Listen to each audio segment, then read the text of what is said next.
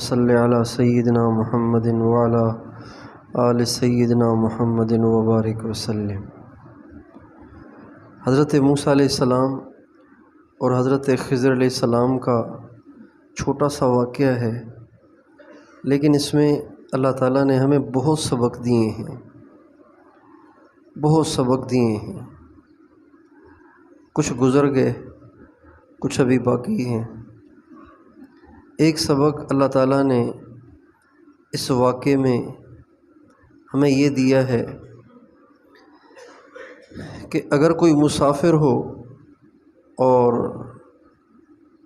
بھوک سے بے تاب ہو، مسافر ہو بھوک سے بے تاب ہو اور کھانے کا کوئی ذریعہ نہ ہو، تو اس کے لیے مجبوراً کھانا مانگنے میں حرج نہیں ہے، مانگ سکتا ہے۔ اور ایک سبق یہ ملا کہ حضرت خضر علیہ السلام جب تیسری دفعہ حضرت موسیٰ علیہ السلام نے ان پہ اشکال کیا تو فرمانے لگے ھذا فراق بینی و بینک، بس اب ہماری اور آپ کی جدائی کا وقت ہے، اب ہمارا کٹھے رہنا مشکل ہے۔ تو اس سے ایک سبق یہ ملا کہ اگر کسی کے ساتھ نبھ نہ سکے گزارا نہ ہو سکے، طبیعت نہ ملے، مزاج نہ ملے، تو ٹھیک ہے، علیحدگی اختیار کر لینی چاہیے، لیکن بے عزت کر کے، لڑ کر بھڑ کر، برا بھلا کہہ کر اور اس کی اگلی پچھلی ساری سنا کے اس کو ذلیل کر کے پھر اس سے جدا ہونا یہ ٹھیک نہیں ہے، بلکہ چاہیے کہ خوش اسلوبی کے ساتھ علیحدگی اختیار کی جائے۔ چنانچہ بیوی اور خاوند کے بارے میں بھی یہی حکم ہے۔ اگر کسی بیوی اور خاوند کی آپس میں نہیں بن رہی اور سارے طریقے اپنا لیے جوڑ بٹھانے کے، لیکن کسی صورت جوڑ نہیں بیٹھ رہا اور اندیشہ ہے کہ آگے معاملہ خراب ہو جائے گا، تو بھی جدائی اختیار کرے، لیکن خوش اسلوبی کے ساتھ۔ 3 طلاق نہ دے، ایک دے، وہ بھی خوش اسلوبی کے ساتھ۔ کچھ عرصہ گزرنے کے بعد پھر ایک اور دے، پھر بھی نہ کوئی صورت بن سکے تو تیسری بھی دے سکتا ہے، ورنہ تیسری کی ضرورت ہی نہیں ہے۔ تو ہمیشہ ہمارے ہاں اگر کسی سے بات نہ بن پا رہی ہو تو آخر میں اتنے برے طریقے سے جدائیاں ہوتی ہیں کہ پھر ایک دوسرے کی شکل دیکھنا بھی پسند نہیں کرتے، یہ ٹھیک نہیں ہے۔ حضرت موسیٰ علیہ السلام خضر علیہ السلام کے واقعے سے کتنا اچھا سبق ملا ہے کہ اگر آپ آپس میں نہیں بنتے، مزاج نہیں ملتا، کٹھے نہیں رہ سکتے، تو جدا ہو جاؤ، لیکن خوش اسلوبی کے ساتھ۔ ہمارے نبی کا ارشاد ہے، ترمذی شریف کی حدیث ہے، احبب حبیبک ہونما عسیٰ ان یکون بغیضک یوما ما۔ کسی سے محبت کرو نا تو بھی حد کے اندر کرو، اس لیے کہ اگر کبھی یہ محبت نفرت میں بدل گئی، آپ میں جدائی آ گئی، تو ایسے نہ ہو کہ آپ نے محبت بہت زیادہ کر لی، دل کے راز بھی بتا دیے، اب جب جدائی ہو گئی تو اس نے سارے راز فاش کر دیے۔ تو اس لیے محبت بھی کرو حد کے اندر، اور کسی سے اگر دوری بھی اختیار کرو تو حد کے اندر۔ آپ علیہ السلام فرماتے ہیں ابغض بغیضک ہونا ما عسیٰ ان یکون حبیبک یوما ما۔ کسی سے اگر جدائی اور نفرت بھی کرتے ہو تو اس میں بہت زیادہ آگے نہ چلے جاؤ، اس لیے کہ ہو سکتا ہے کبھی اللہ تعالیٰ ایسی صورت بنا دے کہ آپس میں جوڑ بیٹھ جائے، پھر پیچھے کی ہوئی زیادتیاں یاد آتی رہیں گی، پریشانی ہوتی رہے گی۔ اس لیے انسان کو چاہیے کہ درمیانی راہ کو اختیار کرے، بہت زیادہ آپس میں نفرت پیدا کرنے کی صورتیں نہ بنائے۔ تو ھذا فراق بینی و بینک سے بڑا خوبصورت سبق ملا ہے کہ جدائی بھی اختیار کرے تو اچھے طریقے سے، نفرت پھیلا کر اور ہمیشہ کے لیے جدائی پیدا کر کے نہیں کرنی چاہیے۔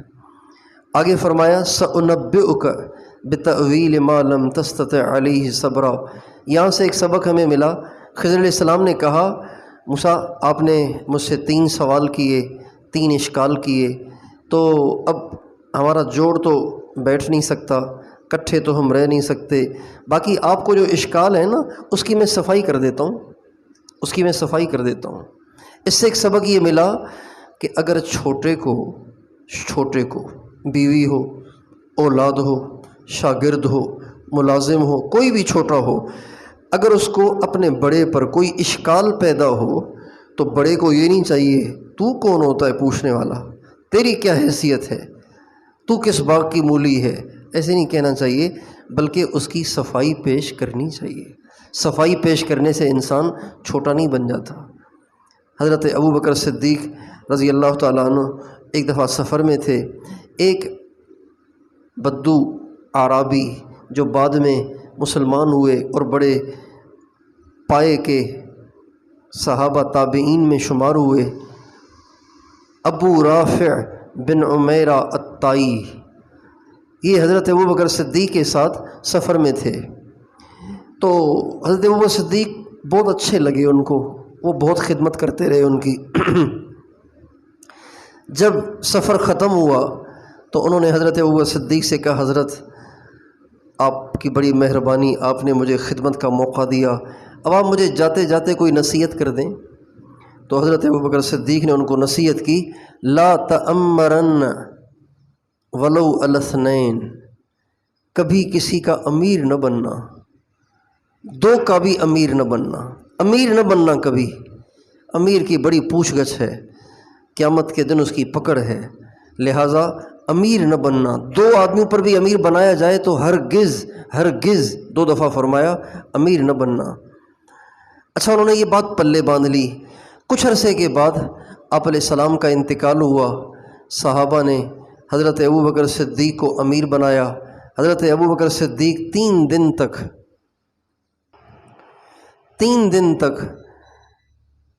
دن تک 5 نمازوں میں سے ہر نماز کے بعد منبر پہ کھڑے ہو کے اپنے آپ کو بری کرنے کی کوشش کرتے رہے اور فرماتے رہے، مسلمانوں تم لوگوں نے مجھے سب سے اچھا سمجھ کے امیر بنایا ہے، میں سب سے اچھا نہیں ہوں، میں گرا پڑا آدمی ہوں، آپ کسی اور کو امیر بنا لیں۔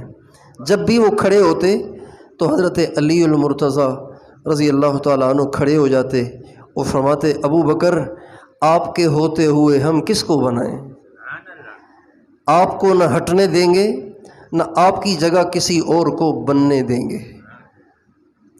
15 دفعہ یہ بات پیش آئی، 3 دن 5 نمازوں کے بعد حضرت ابوبکر صدیق کھڑے ہو کے معذرت کرتے، حضرت علی کھڑے ہو کے فرماتے کہ نہیں، آپ کو ہٹنے نہیں دیں گے، نہ آپ کو ہٹنے دیں گے نہ آپ کی جگہ کسی اور کو بننے دیں گے، اس لیے کہ آپ کو اللہ کے نبی نے ہمارے دین کا امام بنایا ہے۔ نماز میں امام ہمارے نبی نے حضرت ابوبکر صدیق کو بنایا۔ تو حضرت علی کہتے تھے جب آپ کو ہمارے دین کا امام بنایا تو دنیا تو اس سے گھٹیا ہے، جب حضور نے اعلیٰ چیز کا امیر اور امام آپ کو بنایا تو ہم اپنی دنیا کا امام بھی آپ کو بناتے ہیں، لہٰذا آپ مہربانی کریں، آپ چھوڑیں نہیں، امانت چھوڑیں نہیں۔ اب جب یہ خبر ہر طرف پھیلی کہ نبی کریم صلی اللہ علیہ وسلم کے بعد امیر حضرت ابوبکر صدیق بن گئے، تو وہ ابو رافع بن عمیرہ الطائی، تو عرب تو بڑے ذہین تھے، بات کو یاد رکھتے تھے، ان کو جب پتہ چلا نا کہ ابوبکر صدیق ساری امت کے امیر بن گئے تو ان کا اچھا عجیب بات ہے، مجھے تو نصیحت کی کہ 2 کا بھی امیر نہ بننا، خود ساری امت کے امیر بن گئے۔ چنانچہ سفر کر کے وہاں سے مدینے آئے، کہنے لگے حضرت ایک بات پوچھنے آیا ہوں، مجھے تو آپ نے نصیحت کی کہ 2 کا بھی امیر نہ بننا، آپ ساری امت کے امیر بن گئے، یہ کیا بات؟ کہا کچھ اور کیا کچھ۔ تو حدیث میں آتا ہے کہ حضرت ابوبکر صدیق جہاں تھے وہیں راستے میں ہی ان کے ساتھ بیٹھ گئے، وہیں راستے میں ہی ان کے ساتھ بیٹھ گئے اور ان کو بیٹھ کے ساری تفصیل سنائی۔ ایک بدو آدمی، دیہاتی آدمی، اور کوئی ان کی بظاہر انتظامی لحاظ سے حیثیت نہیں ہے، اگر وہ صفائی نہ بھی کرتے تو وہ کیا بگاڑ لیتا حضرت ابوبکر صدیق کا، لیکن انہوں نے ان کو بٹھا کے ساری تفصیل سنائی۔ بات یہ ہے کہ حضور کا انتقال ہوا، پھر انصار جمع ہو گئے تھے، پھر ڈر تھا کہ مہاجرین الگ ہو جائیں، انصار الگ ہو جائیں، مسلمانوں نے زبردستی مجھے بنایا، میں نہ بنتا تو امت ٹوٹ جاتی۔ پھر میں نے 3 دن تک 15 نمازوں کے بعد اپنے امیر نہ ہونے کا اعلان کیا، لیکن علی نے مجھے ہٹنے نہیں دیا۔ یہ پوری تفصیل اس کے سامنے رکھی۔ تو اس لیے بڑوں کو چاہیے اگر چھوٹے کو کسی بڑے پہ اشکال پیدا ہو تو وہ اس کو جھاڑ نہ دے، صفائی پیش کرے، صاف کرے۔ اس سے انسان چھوٹا نہیں ہو جاتا، بلکہ اس سے بڑے، اس سے چھوٹے اعتماد میں آ جاتے ہیں۔ ایک سبق ہمیں یہ ملا، ایک سبق ہمیں اس واقعے سے یہ ملا کہ اولاد کیسی ہونی چاہیے، اچھی اولاد کیا ہے، بری اولاد کیا ہے۔ اس کا معیار قرآن نے جو مقرر کیا ہے، اس واقعے نے جو مقرر کیا ہے، وہ بالکل واضح ہے۔ ہمارے نزدیک تو اچھی اولاد وہ ہے جو کمانے والی ہے، بری اولاد وہ ہے جو نکھٹو ہے، کمانے والی نہیں ہے۔ ہمارے ہاں اچھی اولاد اور بری اولاد کا معیار یہ ہے، جس کی اولاد کمانے والی ہے، چاہے وہ کچھ بھی ہے، شرابی ہے، زانی ہے، عیاش ہے، بدماش ہے، بے دین ہے، حرام خور ہے، لیکن کماتی بہت ہے، تو کہتے ہیں یہ تو آنکھوں کی ٹھنڈک بنی ہوئی ہے۔ اور جو کمانے والا نہ ہو، چاہے وہ پکا نمازی ہو، تہجد گزار ہو، کسی کی بیٹی کو نظر اٹھا کے دیکھتا نہ ہو، تو کہتے ہیں یہ اولاد تو نکھٹو ہے۔ اس واقعے نے اچھی اولاد کا معیار بتایا، کیا؟ فَأَرَدْنَا أَن يُبْدِلَهُمَا رَبُّهُمَا خَيْرًا مِّنْهُ زَكَاةً وَأَقْرَبَ رُحْمًا۔ اللہ تعالیٰ اس لڑکے کو، جس کو خضر علیہ السلام نے قتل کیا ہے، اللہ تعالیٰ چاہتے ہیں کہ اس کو قتل کر کے ان کو ایسی اولاد دی جائے جو دین کے اعتبار سے، اخلاق کے اعتبار سے بہتر ہو، اور دوسرا اقرب رحمہ، ماں باپ کی بھی خدمت گزار ہو، سارے رشتہ داروں کے ساتھ حسن سلوک کرنے والی ہو۔ اب یہ 2 باتیں ہیں کسی اولاد کے اچھا ہونے کے لیے، 2 باتیں، ایک دیندار ہو، خوش اخلاق ہو، اور دوسرا ماں باپ اور تمام رشتہ داروں کے ساتھ اچھا سلوک کرنے والی، جوڑ بٹھانے والی اور خدمت گزار ہو۔ کسی اولاد کے اچھا ہونے کے لیے یہ 2 باتیں ہیں۔ اور بری اولاد کسے کہتے ہیں؟ فَخَشِينَا أَن يُرْهِقَهُمَا طُغْيَانًا وَكُفْرًا۔ بری اولاد یہ ہے کہ جو ماں باپ کے لیے سر درد بنی ہوئی ہو، یہ اولاد بری ہے۔ طغیاناً، سرکش ہو، اللہ کی نافرمان ہو، کفرن، اور اولاد کی برائی کی انتہا یہ ہے کہ وہ کافر بھی ہو۔ بری اولاد کسے کہتے ہیں؟ جو ماں باپ کے لیے سردرد ہو، ماں باپ کو ستانے والی ہو، ماں باپ کا دل دکھانے والی ہو، سرکش ہو، اللہ کی نافرمان ہو، اور انتہا یہ ہے کہ کافر ہو۔ یہ بری اولاد ہے۔ اور اچھی اولاد کیا ہے؟ جس کے اخلاق اچھے ہوں، جو دیندار ہو، اور ماں باپ کی، رشتہ داروں کی خدمت کرنے والی، ہمدرد ہو۔ اور ایک سبق اس واقعے سے یہ ملا، وَأَمَّا الْجِدَارُ فَكَانَ لِغُلَامَيْنِ يَتِيمَيْنِ فِي الْمَدِينَةِ وَكَانَ تَحْتَهُ كَنْزٌ لَهُمَا وَكَانَ أَبُوهُمَا صَالِحًا۔ ایک واقعہ، اس واقعے سے ایک سبق یہ ملا کہ اگر کوئی اپنی اولاد کے لیے کچھ مال جمع کرے، جائیداد جمع کرے، کچھ چیزیں جمع کرے کہ جو اولاد کو بعد میں کام آئے، تو اس میں حرج نہیں ہے، ٹھیک ہے۔ اللہ تعالیٰ نے ان 2 یتیم بچوں کے باپ کو صالح کہا ہے۔ صالح یعنی اللہ کا ولی، صالح یعنی اللہ کا ولی، جبکہ اس باپ نے اپنے 2 یتیم بچوں کے لیے ایک سونے کی تختی چھوڑی تھی جس پہ 7 سطریں لکھی ہوئی تھیں، پچھلی دفعہ بتایا تھا۔ تو یہ بری بات نہیں ہے اگر کوئی اپنے بچوں کی سہولت کے لیے جائیداد چھوڑ رہا ہے، پیسہ جمع کر رہا ہے اور جائیداد جمع کر رہا ہے تو یہ بری چیز نہیں ہے، اور یہ توکل کے بھی خلاف نہیں ہے۔ اس شخص نے کیا ہے، اللہ اس کو ولی کہہ رہے ہیں، اس کا مطلب ہے کہ یہ ولایت کے منافی نہیں ہے۔